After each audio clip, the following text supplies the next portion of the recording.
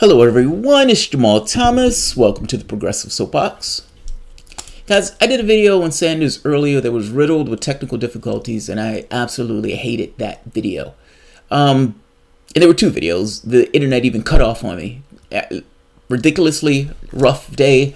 So I want to do a very quick recap of the main points. I want to keep this quick. It's going to be under 10 minutes.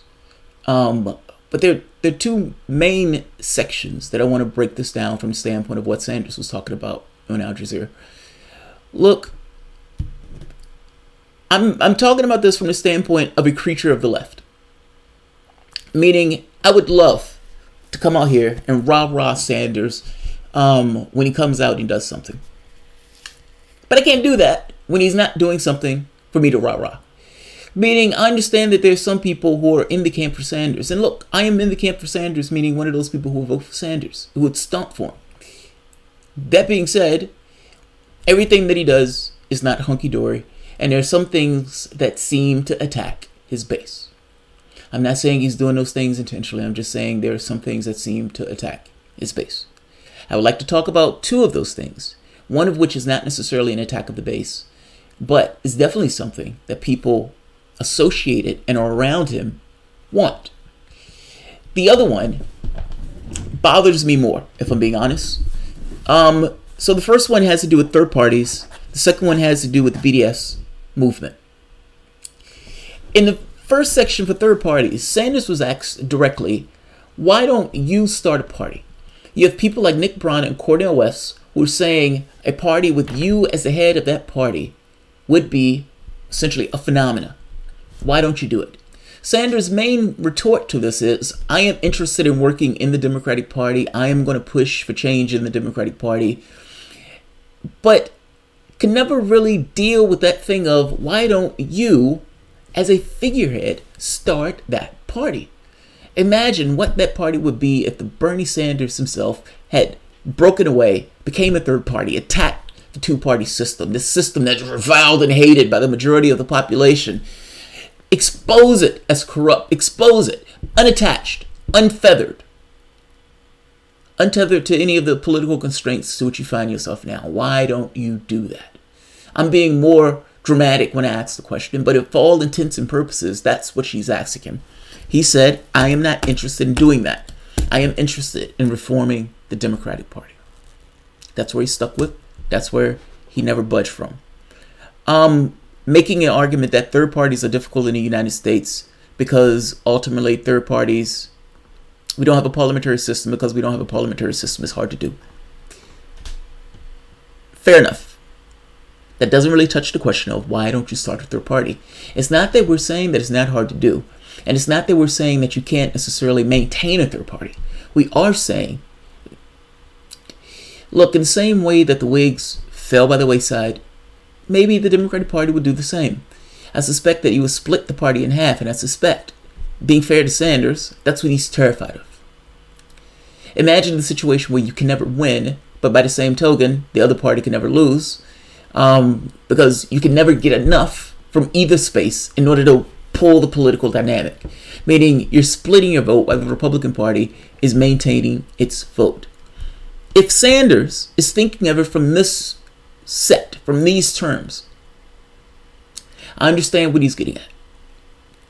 My problem with this disposition is that he screamed for a political revolution. I didn't do that. He did that. He went from pillar to post, from California to Virginia, screaming at the height of his lungs for hours at a time for a political revolution. Fine.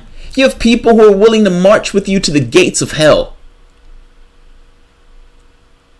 Just have to ask.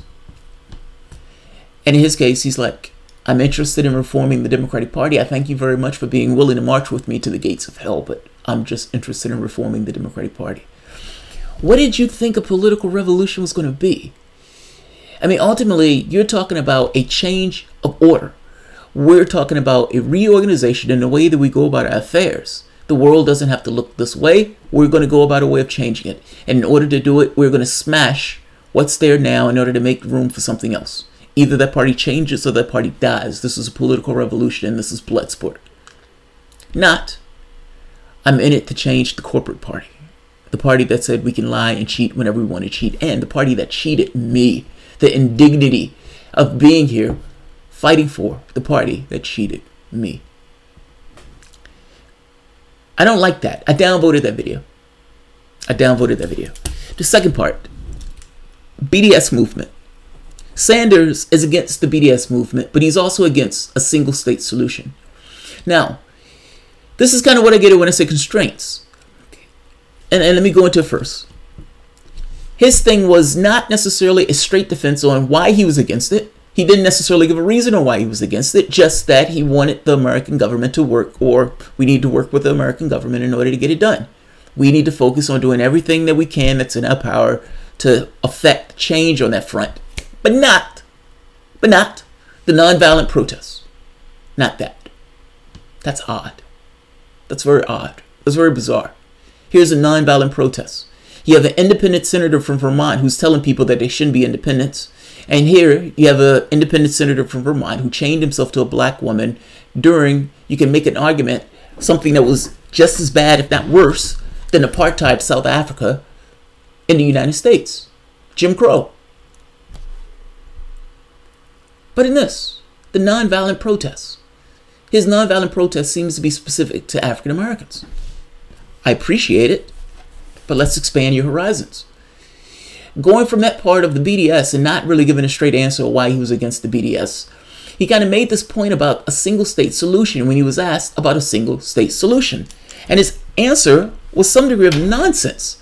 I'm putting the video at the bottom for you guys to see the video for yourself. But ultimately, this idea of we need the American government to be fair. Yes, that's true. We need the government to be even-handed in the way it goes about its affairs. Yes, that's also true. But it's been 50, 60 years. And in those 50, 60 years, the American government has essentially did a dog and pony show. Pretend as if there was a peaceful process, while at the same token, arming one of the parties in that process to the teeth, even to the degree of nuclear weapons, even though no one likes to talk about the fact that Israel has nuclear weapons. Israel, a Palestinian throws a rock. Israel says somebody needs to be shot. Now that's pretty amazing. We've supported them nonetheless, even through situations where they have shot thousands, murdered thousands, 80% of which were civilians in one of the last, what do you call it, intifadadas. I'm just trying to make this point that a nonviolent protest is an amazing thing, seeing as they found a solution that wasn't necessarily nonviolent. Sanders could be making a point that he doesn't think it's going to work. Fair enough, but that's a different thing than saying I don't support it. You can say, I don't think something is going to work, but yes, I support any effort of nonviolence. The single state solution and the two-state solution. Sanders said he is for a two-state solution. He is not for a single state solution. He is looking for an American president that's going to be fair and earnest in its affairs with Israel and Palestine. Good luck with that. Now, here's the catch. Most Palestinians would prefer a single-state solution. I imagine they don't necessarily want their country invaded, and you can't invade a country if it's one country. One man, one vote. One man, one vote. That's what they want. Sanders was asked, look, at this point, they've taken so much land. Would it just be better if there was a single-state solution? Sanders says, no, I'm not for a single-state solution. Fine, then what are you for? You're not for the BDS, nonviolence, nor are you for a single-state solution. What are you for? They've been waiting for 50, 60 years. Their land had been occupied. They've been getting murdered and slaughtered. You have a situation where there is an open-air ghetto where the world wrings its hands and does nothing. And when the society comes up with a solution that's nonviolent, this pressure tactic that was used on apartheid South Africa, for whatever reason, Bernie Sanders is against it. For whatever reason. The single-state solution, the reason he's against it, and the reason some Israelis are against it, is because in their mind, it destroys Israel. There is no Israel if Israel needs to be shared with something else. Meaning, if you end up with a single-state solution, that state is something else. That's not a specific state of Israel. That is something else, even though Israelis will live there with their freedoms intact.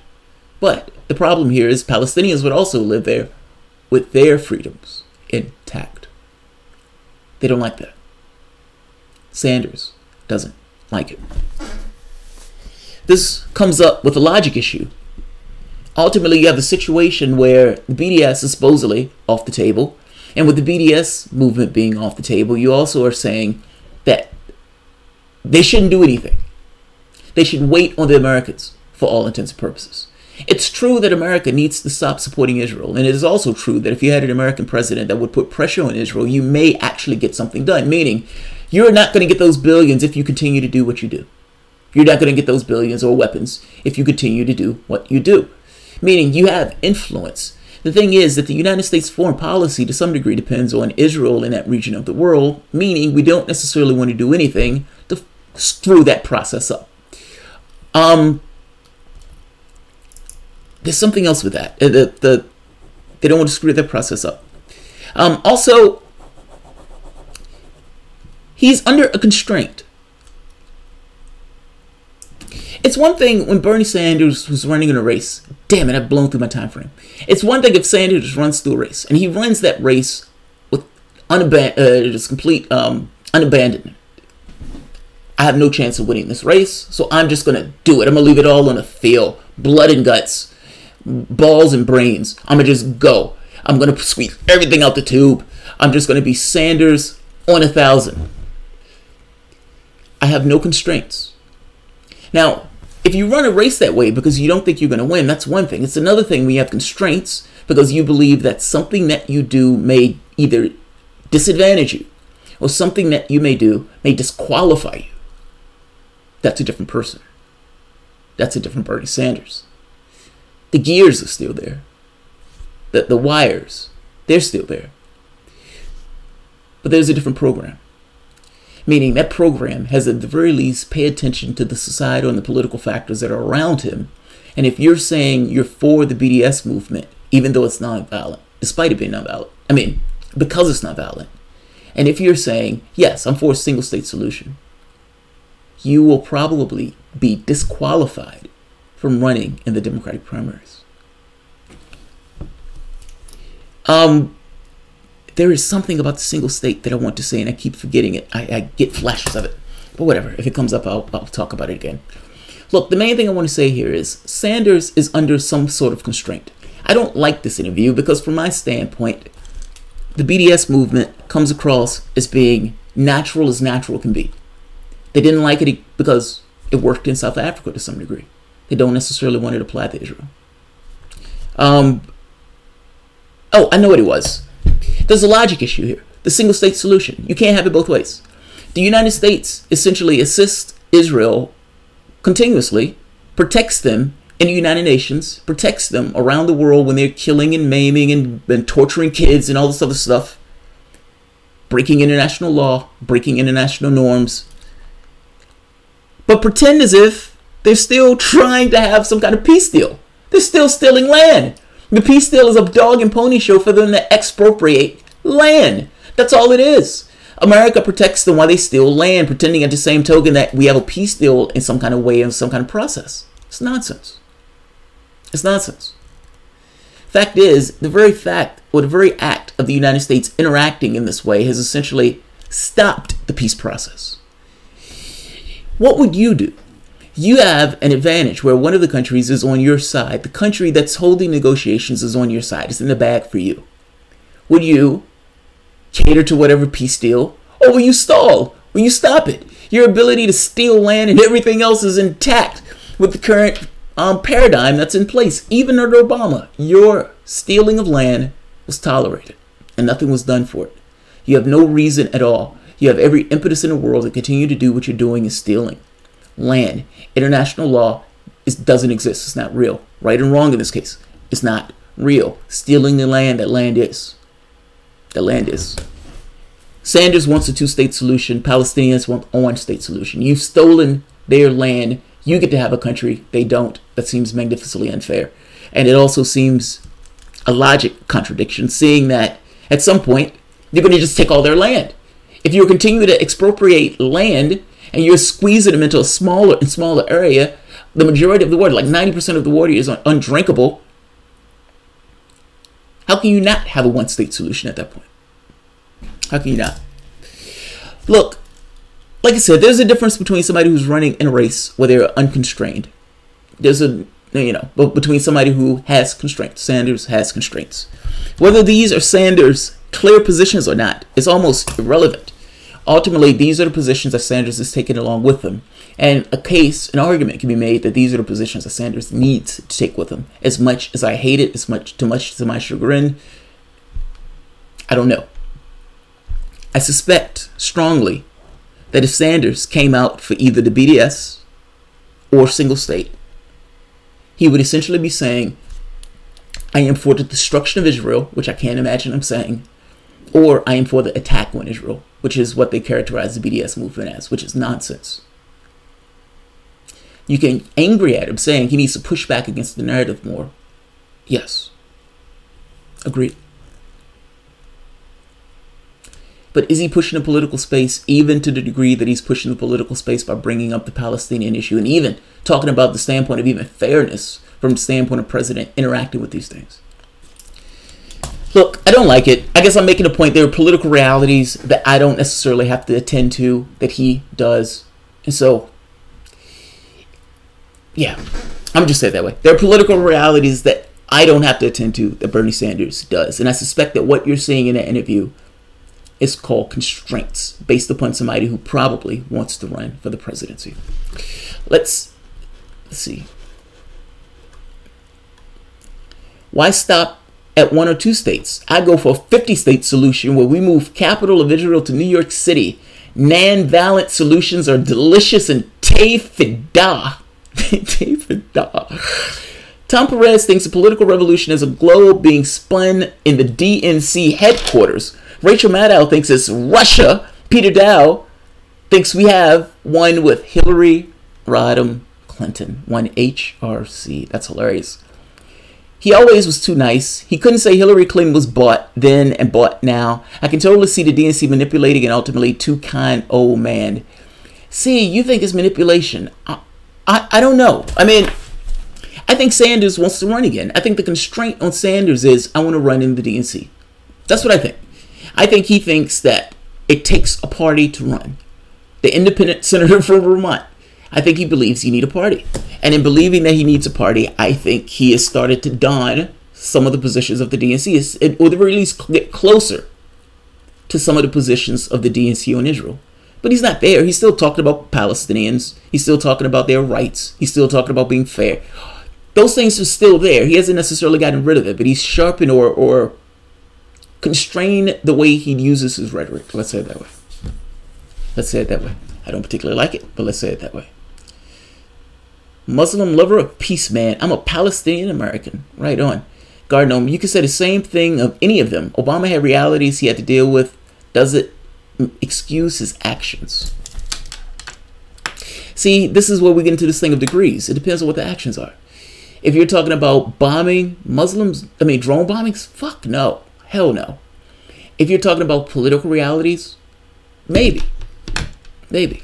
This isn't an issue of right or wrong to me. This is an issue of cause and effect to some degree.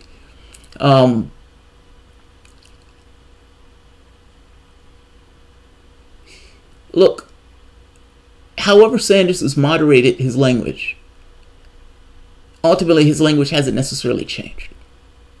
If his language changed, it would bother me. It would bother me.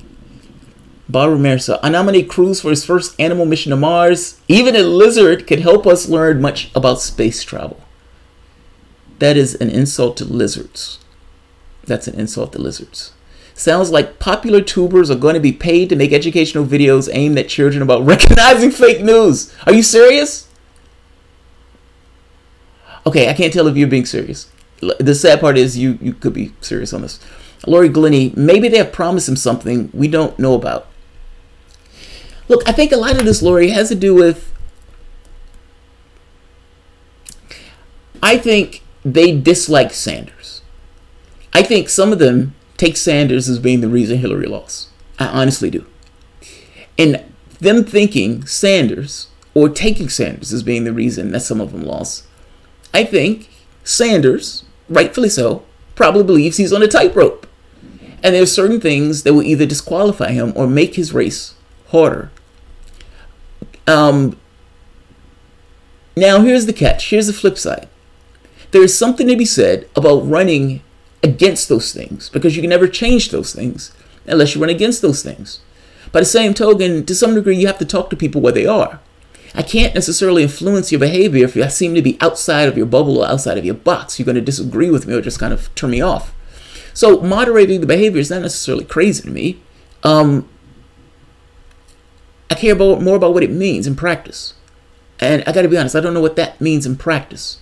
I don't like this idea of not being against or not being for BDS. It's a non-valid movement. He could in no way make an excuse for why he was against it. But the moderating of behaviors, that doesn't necessarily kill me. I just don't like it. I wonder if he saw Stein's exclusion happening to him. He could be fully blocked from any streaming and any TV coverage, especially in post-net neutrality. That's interesting. That's interesting, Balthazar. But I think this is more political. I think this is more of a political thing. Search on $25 million YouTube fake news. That's amazing. Wow. Wow. Deanna McCombs. If people don't dim enter, then we won't get progressives like Ocasio-Cortez. See, I think it's the opposite. I think it's the opposite. Like, I understand what you're saying. I understand what you're saying. But you can understand what I'm saying too. If people vote perfunctory, if they just say blue no matter who, then what do you get?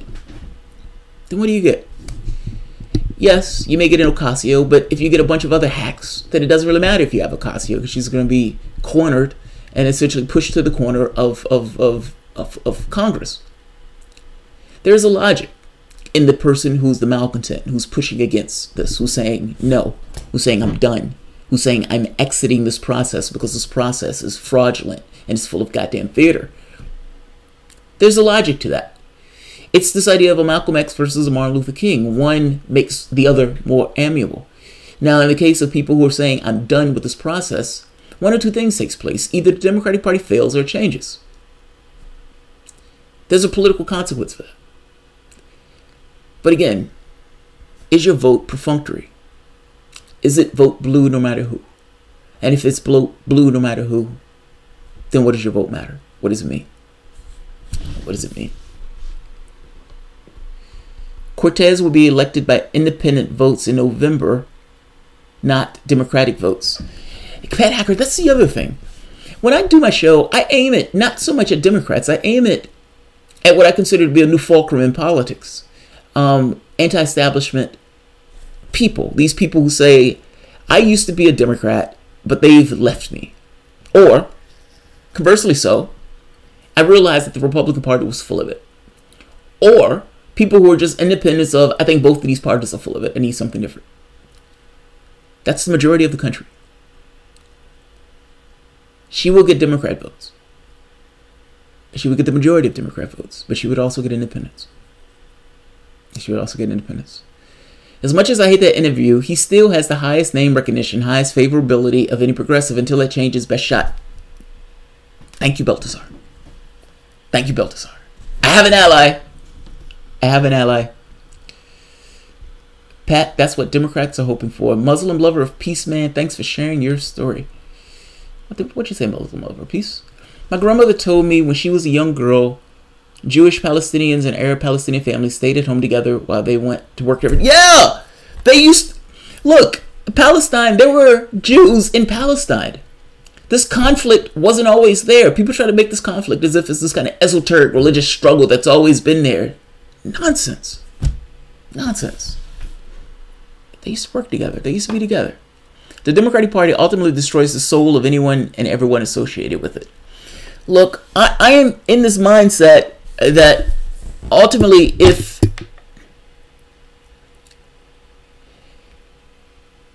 look, I think systems push until they're thoroughly discredited. And I don't necessarily think the first go around is enough to discredit the system. Meaning, I don't think losing 1,100 seats is enough to do it. If the model is you have nowhere else to go, and you have the worst case scenario if you have nowhere else to go, are they going to test the model? Meaning, Don't you run that test one more time of saying, look, let's double down in this argument of these people have nowhere else to go and let's try to scare the shit out of them without changing anything. Without changing anything. Are you going to validate their model of events? They're going to rub themselves in Ocasio-Cortez. They're going to do their best to rub themselves in Ocasio-Cortez to try to make it look as if she is the face of the party, she is change of the party, and all that stuff. It's nonsense. She's going to be marginalized when she gets to Congress, if she goes to Congress by herself. That is the truth of the matter. Vote blue no matter who. If you're going with this idea that you're going to vote a bunch of Ocasios in, good luck. Good luck. Trudy, Siler, HA change for his audience. Siler doesn't want to hear that, Trudy. He doesn't believe that. Change comes from the bottom. Abe saying, Abe, change can come from both ways. It's not a top-down process. When Obama was in office, if you remember, the position of gay marriage, when Obama evolved doing gay marriage, the African-American population also, almost overnight, evolved doing gay marriage. It's a fucking amazing thing to watch. It also can come from the top. It also can come from leadership. It can come from both. I would say it's more thorough when it comes from the bottom. That I agree with you with Abe saying. During the presidential run, Bernie got a cold reception speaking at the Jewish think tank because he expressed his concern for Palestinians. Bernie planning ahead to his 2020 with BDS. Yes. Agreed. Rosenfield 10. Trudy, that is what he said on Tim's show. Oh, he admitted it. Oh, Trudy. You got to show Siler that clip. You got to show Siler that clip. People don't seem to realize that they can enter doing primaries and leave in the general. If you don't vote in the primaries for progressives, then you get corporate Democrats. Now, here's the thing that I would agree with you on. Vote for the person who represents your interests. I don't waver on that.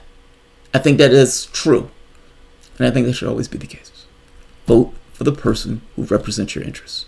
If that means signing up as a Democrat to vote for that person and leaving afterwards, have at it.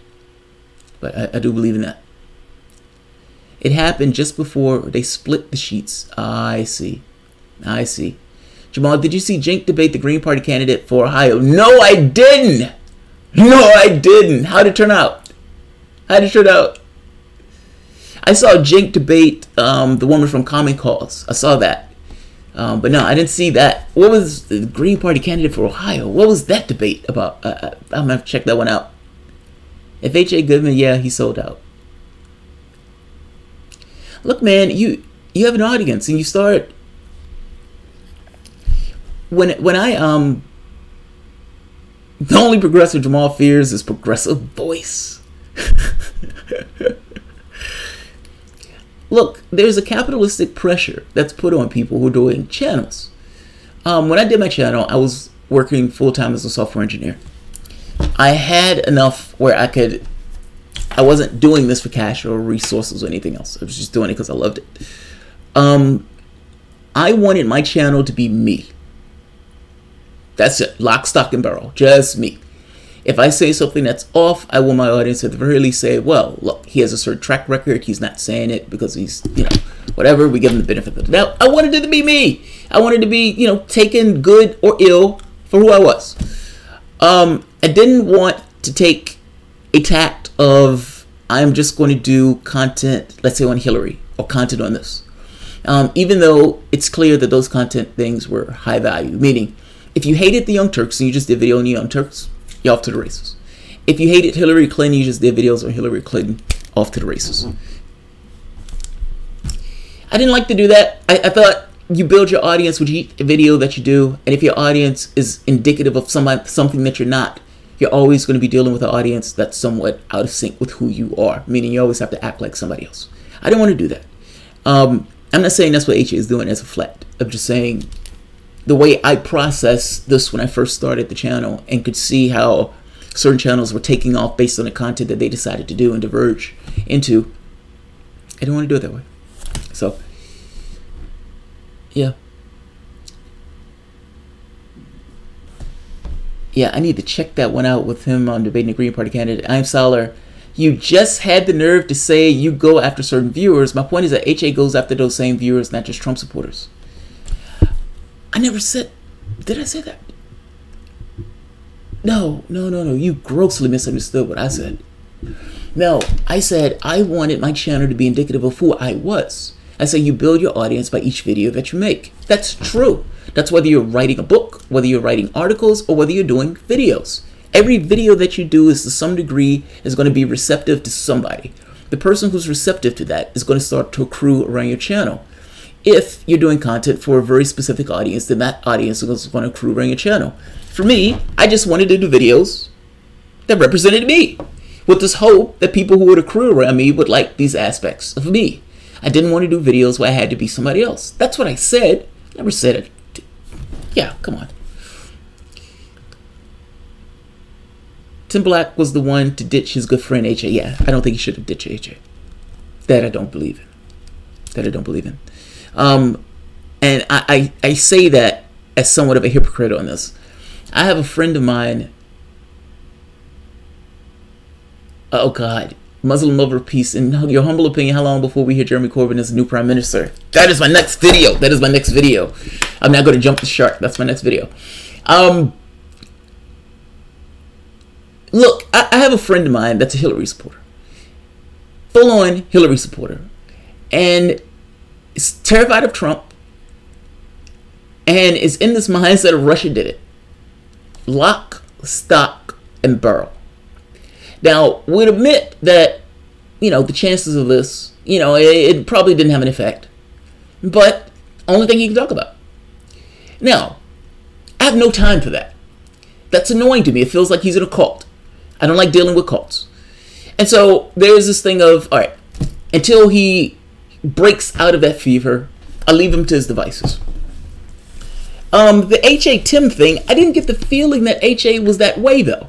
I got the feeling that this was more along the lines of, I don't like the content that you're putting out because I think it's antithetical to what I'm putting out or what I'm doing. That's what it felt like. It felt like Tim is saying, you're supporting Trump. I don't like the fact that you're supporting Trump, and I don't want to be affiliated with you because you're doing so. I want to say that those things are different, so I'm not necessarily a hypocrite on this front. I don't know for me personally if that would have been enough, but everybody's different. To each their own. HA, look, whatever you want to think of HA, whatever you want to say about him, he seems loyal, and he seems loyal to a fault. And if you say anything about Tim Black right now, he would go after you just as if you were close friends, just as if they were closest, thickest thieves when they were doing their show together. That is a good quality. That is a good quality. I wouldn't necessarily want to give that up that fast. Yeah, that's what I took from it. That's not something I wanted to give up. Also, not to mention, you're going to need those people. Look, whether lefties realize it or not, the new fulcrum here is not necessarily this thing with Democrats, nor is the fulcrum from Trump supporters, the Republicans. It's this weird amalgam in between. I find that I have more in common with Trump supporters than I do with Hillary supporters because they act like they're in a fucking cult. At least with the Trump supporters, you can have a conversation. Now, the question becomes, are they going to be batshit crazy and are they going to be honest? If they're being honest, then you can have a conversation. Hillary supporters, they're a fucking cult. They're a fucking cult. Deanna McCollum's loyal to what? To himself? No. Look, I would say if you're watching HA's videos when he's talking about Tim, you would never hear him say a bad word about Tim Black. Never. Ever. Would never say it. You never hear it. Despite what I consider to be something that I would probably have feelings about. If you and I are close friends, and, I'm not browbeating you with my political beliefs. I am not trying to force you to take on a political disposition. We're friends. I have a show. You have a show. My show diverges in content. Now, who I am having diverged in content, I take what's taking place from a different view. I disagree with HA's view. I disagree with a lot of HA's views. I mean, whether you want to talk about the Zionist thing, I think that's utter nonsense. And the Trump support, I understand why he's doing it. I just think it's over the top. That being said, that's the way that wasn't HA just kind of coming out the womb that way. That was the local events, the societal factors that pushed him to take a certain political disposition that he considered to be a tactical play or strategic play. I don't know if that's enough. I would disagree with him. I would fight with him. I would bring it on the show and bump heads with him. But I would hope that if at a point where both can leave it, we can leave it. I hope that we can leave it.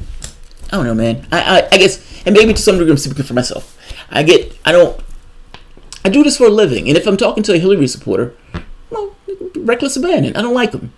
Now, I'm biased by this because I'm to some degree injured by what took place in the primaries. There's like this indelible scar on my soul from the soul-sapping cheating that took place in the primaries and the complete callousness by which the Hillary supporters were perfectly okay with the cheating. So them crying after the election is funny to me. I'm not a good person in this regard. I harbor resentment. That being said, I don't want to think of somebody who I'm friends with in that way. Meaning, I don't want to think of the person as a fucking idiot if the person is my friend. And I definitely don't want to have conversations where it's just I'm rhetorically trying to tear somebody down because the goal of it is just to win. At least not with people who are friends of mine. So yeah, it's easier to just say, look, you go and do your cultish thing and I'll talk to you later. I don't know if that's the case for them too, but that's definitely the case for me. Welcome to the tepid soapbox. HA appointed himself the YouTube defender of Trump. Yes and no. Look, the way I understood it, or the way I understand it, he defends Trump because people are trying to make it as if Trump is an aberration. And he's trying to nail it into context that he is not an aberration. What you guys are considering an aberration has been taking place under Democratic administrations. You just didn't want to see it. Now you're seeing it, and now you have to deal with it. And there's a certain hypocrisy in you pretending as if this is first or now just starting. That's why he does it. He's ridiculing them in a sense of, you hypocrites! Why were you okay with it before, but you're not okay with it now? It's ridicule. Ridicule is a weapon. It's according to Saul Alinsky, and I agree with him. This idea of you guys are utter hypocrites in the things that you say. You're complaining about this now. You didn't complain about it then. And hitting him with it over and over and over again. There's a method to the madness. Whether it works is a different item. And let's be honest, there are political consequences to Trump being in office. Nobody should be blind to it. So, I'm beginning to think that Lionel is Q and his numbers are soaring with his promotion of the cult Q. It's a fucking... It's nonsense. That's utter nonsense. I swear, man, to be a right-winger, it doesn't take a lot of brain cells. It's like, fuck it, man. I'm going to the right wing. I'm going to the right wing. I can be a fucking idiot and essentially have great numbers if you're on the right. On the left, it takes more measured conversation and nuanced thought in order to make the stuff work. On the right, not so much. QAnon is nonsense. It's one of two things. You're being had because somebody is making fun of you and they're just putting gibberish, just like, you know, what is the thing where the woman used to speak gibberish and people used to interpret it and all this other stuff. What is the name? What's the name? Alexandria. It's in Alexandria, Greece. Or it's a psyop. It's one or the other. There is no there. It is somebody having fun, and people have lost so much legitimacy from the standpoint of mainstream media and everything else. And they want so much to believe. Oh, they want to believe. They're like lefties with Obama the first year.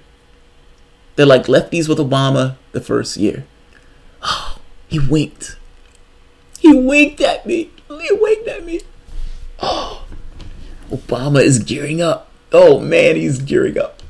When the second term is up, when he gets to that second term, he is going to rip his shirt off, and he's going to be Herculean, and his muscles are going to be showing in the sun, and his pecs, and there's going to be rain falling off of him, and he's going to be Obama.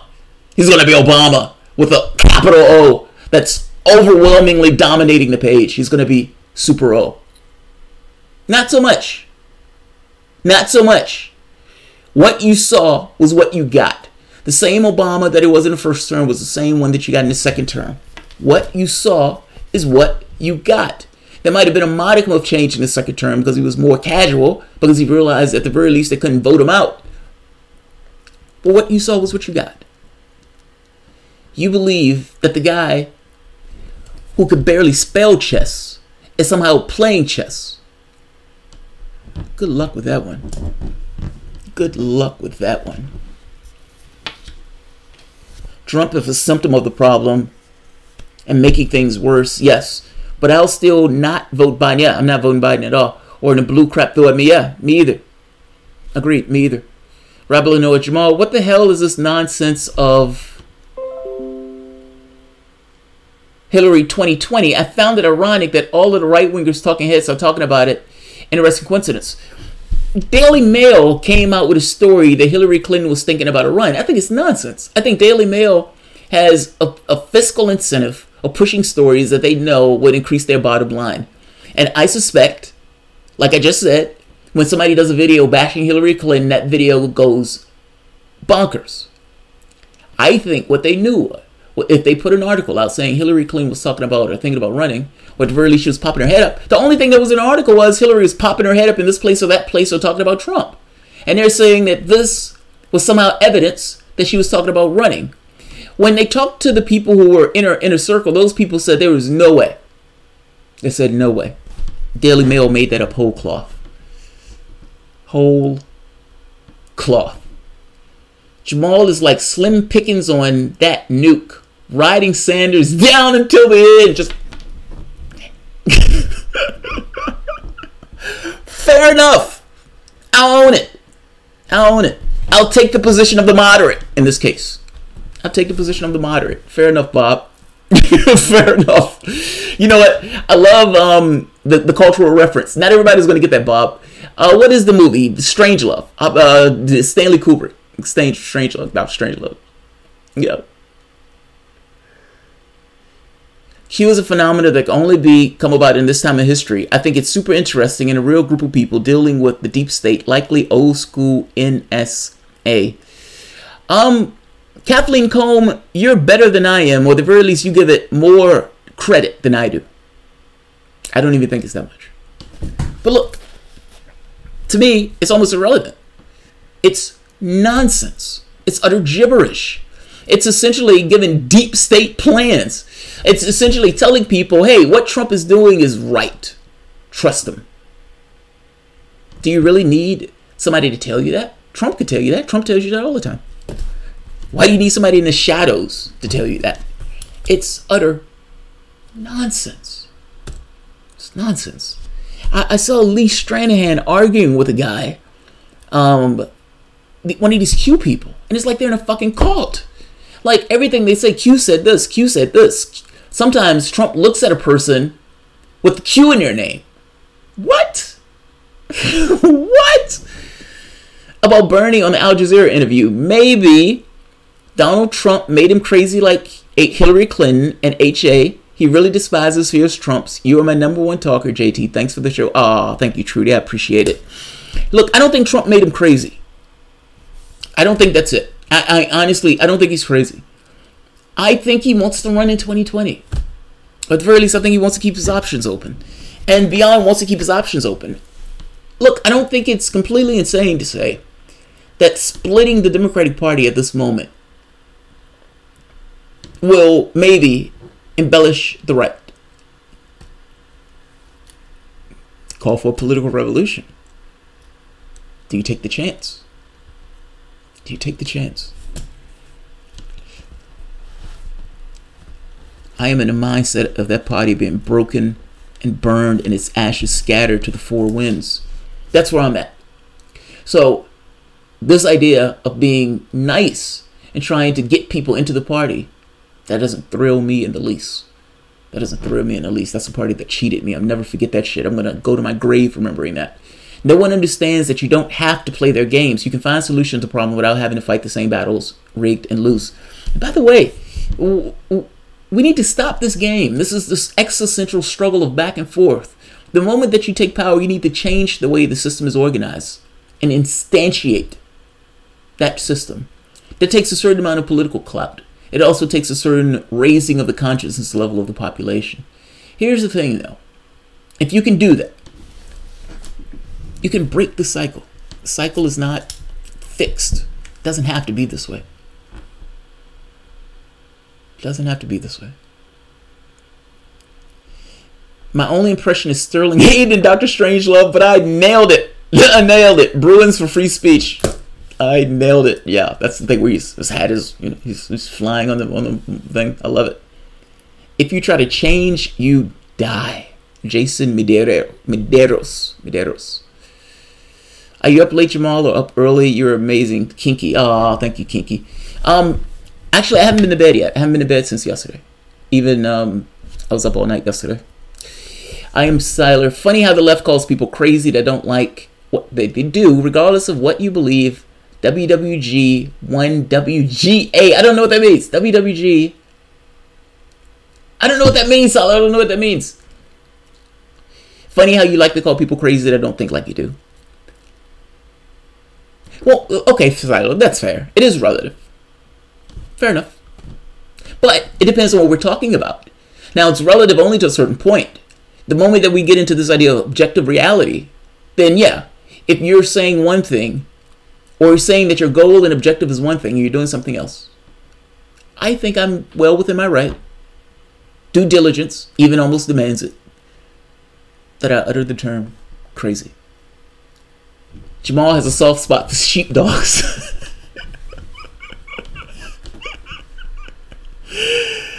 Oh, that's hilarious. God, that's hilarious. That's disarmingly hilarious, Luca. That's disarmingly hilarious. I see a future in progressives take over the Democratic Party and the Republican Party become extinct. Essentially, that the Democratic Party is the Republican Party. But Steve Schmidt. Did you hear Steve Schmidt? Like, oh, these guys are going too far to the left. He's becoming a Democrat. Yeah, because for the most part, they live up to what he wants in the Republican Party, just not racist and batshit crazy. And Siler, I know you hate when I say that, but yeah, sorry, kick rocks. You got to deal with that one. If Jerry Beck can't talk Jamal out of ditching the Sanders safety blanket, no one can. Cardinal, oh, the Sanders safety blanket, I love that. I'm going to have to use some of these, the Sanders safety blanket. I love that. Oh, I love that. I love that. Ridicule, what a weapon. Patrick Seguin. The thing is not always be gullible like people who believe in Jordan Peterson, all cultist fanboys. Yeah, I don't like the gullibility thing. I'm not this thing in following pretty much anybody. Look, I try to do one thing on this channel. That's not always the easiest thing to do, but I try to do it. What are your values? That's it. What do you believe in? Get it across to the audience. Strongly, consistently, what do you believe in? And use that as your dial when you're looking at the world. If they believe that your dial is just, and they look at what you're analyzing and what you're given, they can make the comparison themselves on whether or not you're being honest to your own belief system. And they're going to call you a hypocrite if you're not. In which case you can defend yourself. That's what I try to do. When I do the news, I try to do the same thing. It's not always right. I'm a person. Jamal, do you still believe Bernie is genuine? Yes. Silos de los Sil. Yes. Yes, I do. Depends on what you mean by genuine, but yes, I do. Look, I think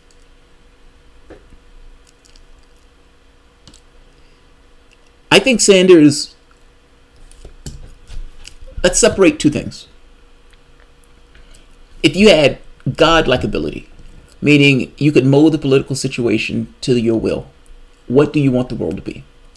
Let's say a person was untethered to any real-world physical limitations and implications and all this other stuff. What do you want the world to be? To take a snapshot of your consciousness and I take away the constraints. What do you want?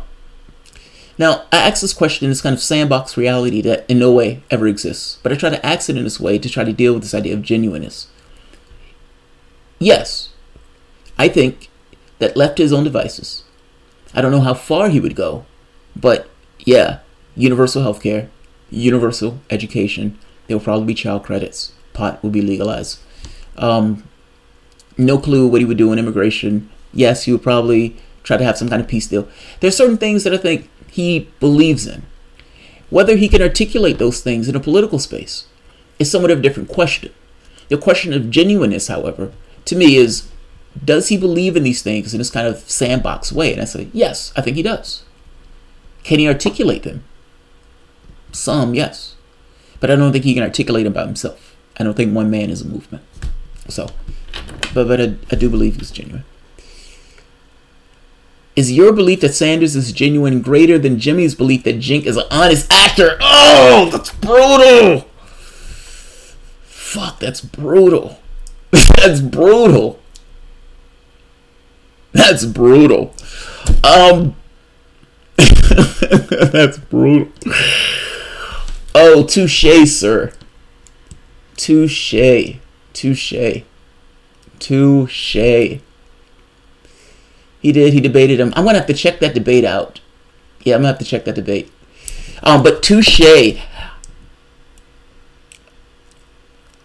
Look, whatever you want to think of Sanders, whatever you want to think of, we got to be honest. Be honest. I say that to say that for the last 40 years, he's been the same person. It would be bizarre to me if in the twilight of his geriatric years, he decided to become something else. That would be strange to me. Now, you could say that being in a political space may push him in a particular way, but that's a different question than asking, is he genuine? Those are different. Meaning, what can he accomplish versus what are the tactical and maneuverability or maneuverings that you need to make in a political space to get from point A to point E? And are there times where the movements in that political space look bad to the onlookers who are looking at it? Yes. Does that make you any less genuine as you're doing something to debase yourself? No. When Sanders is screaming into the mic to vote Hillary Clinton, does he genuinely want a more socialistic country? Yes. Does he believe that voting for Hillary Clinton is going to get you there? Probably not. No. Does he feel he need to do it? Yes. Genuine is a different criteria. That's all I'm saying. Genuine is a different criteria. Jamal, do you sub to Chunky Mark? I don't know who Chunky Mark is. Don't worry, when Progressive Voices ditches Sanders, Jamal will too.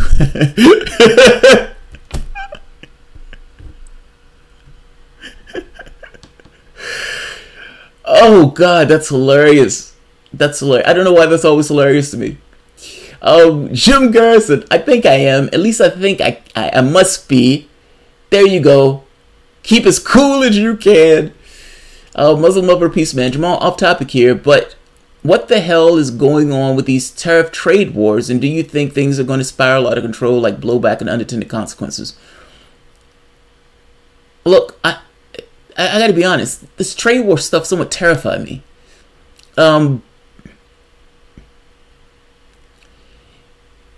Right now, China is ramping up its military in the South China Sea because it feels like it needs to defend its islands. At the exact same time, Russia has built hypersonic missiles because it feels it needs to upgrade its military capacity because it feels under threat. NATO nations have surrounded the borders of Russia and have been taking those countries.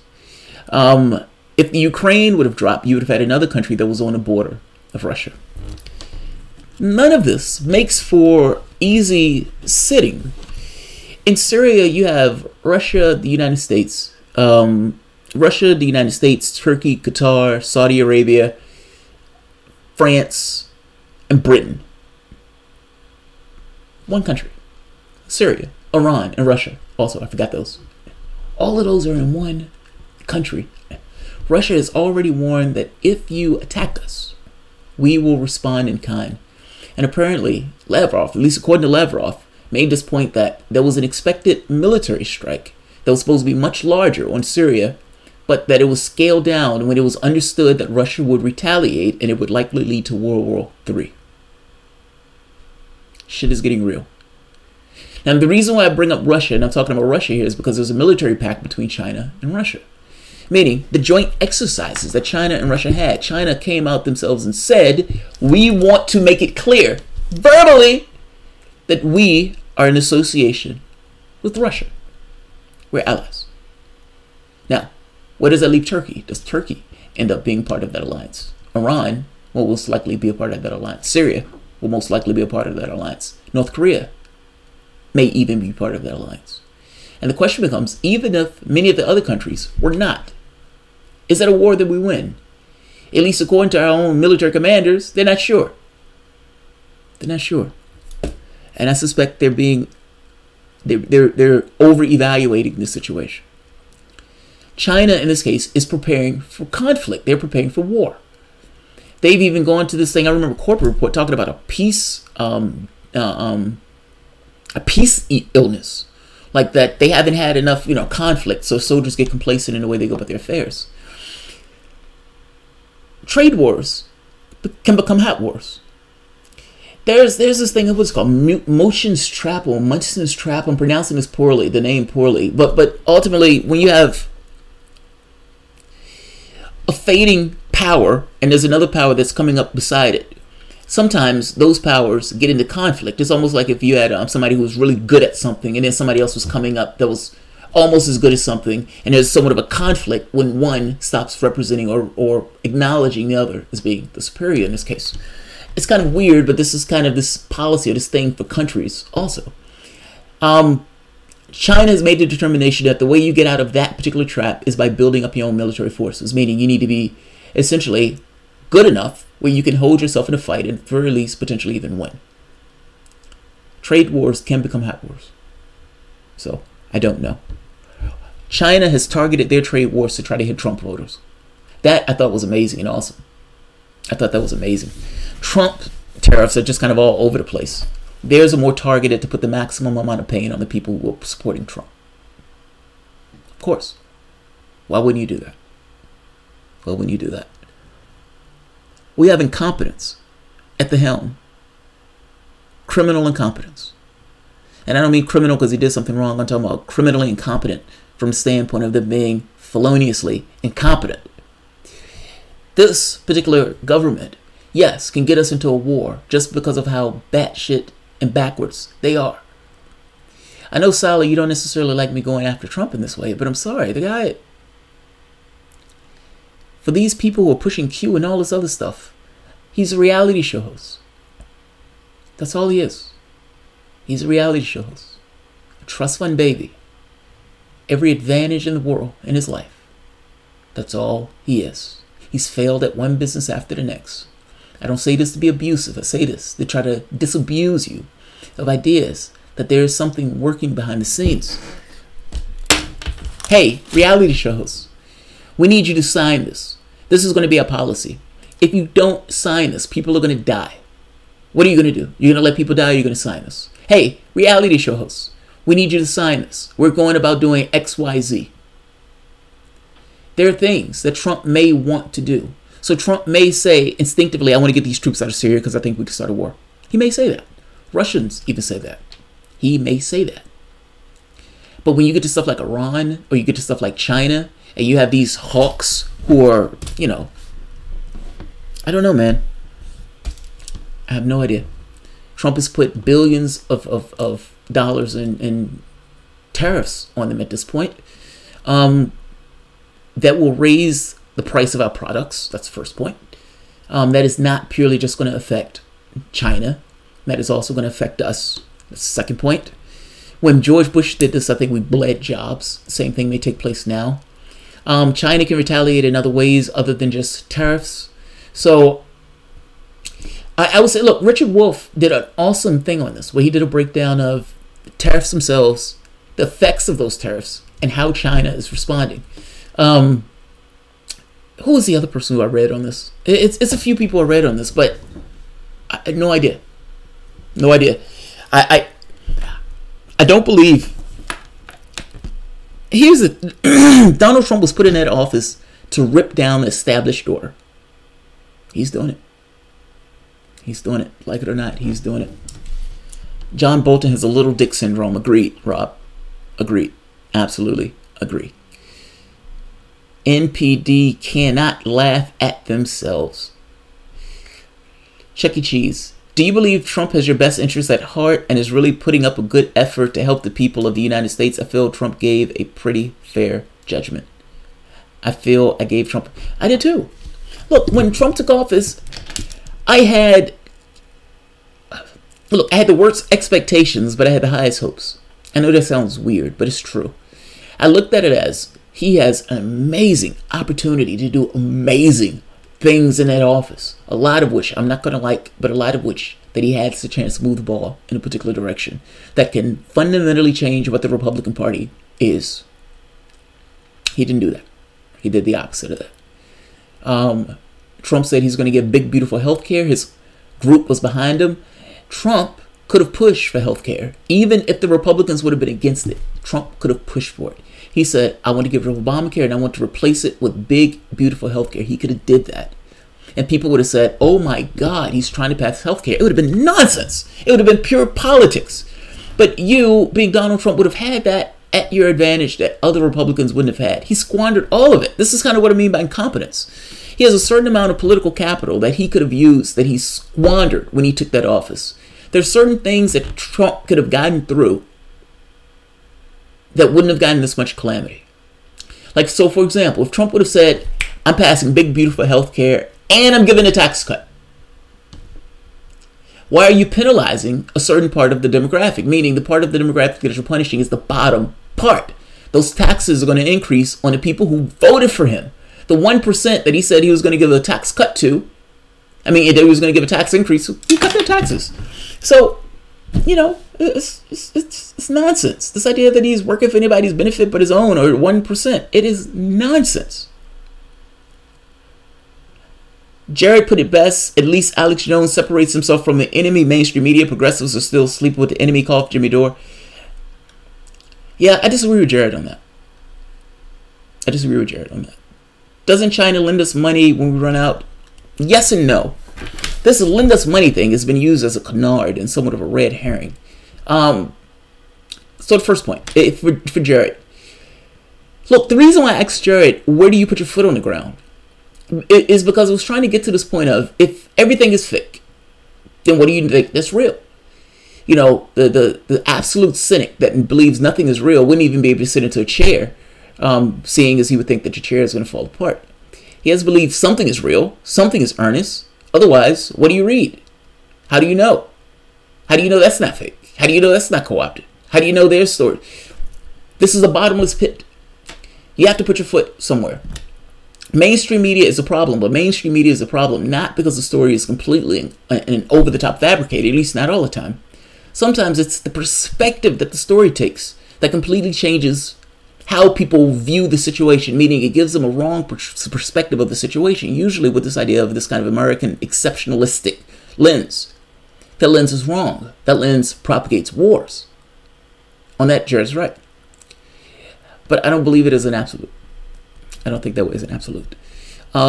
As for the other part, don't they loan us money? Look, dollars are the reserve currency. We can always pay our bets. We're like the Lannistons. Ultimately, the Federal Reserve can always print dollars. It's just a flat fact. Flat fact. If Congress came up tomorrow, if Donald Trump tomorrow could say, I am going to print greenbacks and I'm going to print $1 trillion coin, hell, a $10 trillion coin, and I'm going to sit it to be eaten away to pay down our debt. Trump could do that. If Congress tomorrow said, we're going to use the Federal Reserve and we're going to take part of your earnings and pay down the debt, Congress can do that. Congress can pay his debts. I suspect, or if it was me, I would use that argument, however, of being broke. With $20 trillion in debt, where did the money go? And I would ask that question constantly. Where did the money go? What did we get for that money? Other countries says this. Why don't we have this? We need to raise taxes. on the top 1%. We need to lower taxes on everyone else. And we need to raise the amount that we take out for Social Security so we can expand the amount that people get for Social Security. Look, make people's lives better, and those people will support you. When they try to take away Social Security, people flip. It's because people have something stake in the game. They have something invested in it. They know they have something invested in it. Even if they don't get it, they know they have something invested in it. Make that the case in a big way.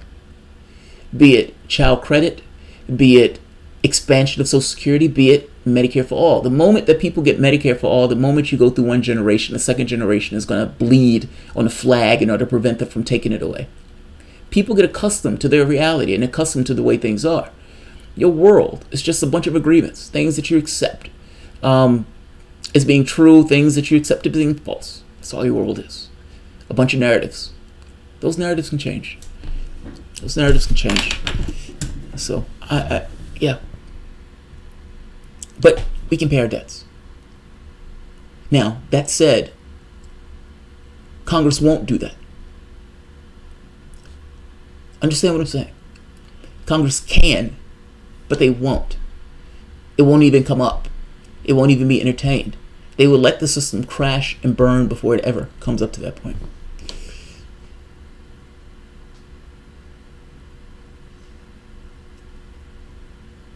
All right, you guys are now fighting. Millennials can't afford to take care of grandma and grandpa. Pet hacker.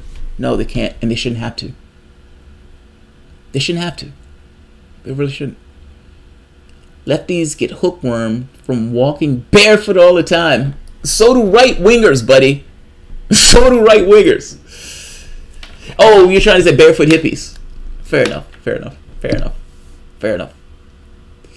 Trudy, well, Kathleen Cohn, when the rivers are poisoned and the landscapes is fracking zones, the national monuments and the SS is cut and the infrastructure crumbles and so on, it would be too late to wake up. Or that would be the time when people do wake up, Trudy. Both things can be true. Political turmoil is not necessarily just turmoil in and of itself. If you think of this kind of revolutionary fire, what causes people to wake up? Chaos. It's chaos. Why did the Russian Revolution take place? It's fucking chaos. Utter and absolute chaos. Rosenfield 10, he was smart enough to talk like a populist. That's true. He has some ability in marketing. That's true. I have little else. Now, that's true, by the way. He can sell himself. He's a salesman. Trump is a salesman. Doxy jogs him all. I want to see super goddamn dog. Oh, dude, I'm not waking Bo up. They're asleep. They're good. I'm going to have to bring him on one day. I'll bring him on one day. All right. I'm going to end this. This one kind of went across the rails, but nevertheless, I think it was good. Thank you guys. I appreciate all of your assistance with the show. His dog. Is there witness protection? No, they're just asleep. It's 3:07 here. It's 3:07 here. Abe San, I am Siler, and Beltazar, of course. Guys, thank you very much. I appreciate your help for the show. And Trudy, I can't forget Trudy. Thank you very much, guys. I will see you guys probably in like 10 minutes. I'm awake. I'm up, and I'm going to jump across the pond because I can't leave without doing that story. Because that story, what's taking place with Theresa May is fascinating. Utterly, completely, absolutely, incomprehensibly fascinating. Maybe not incomprehensibly, but it's definitely damn fascinating. So, if you enjoy the content, please feel free to share, like, subscribe, and of course, you can always support through Patreon. Thanks, guys.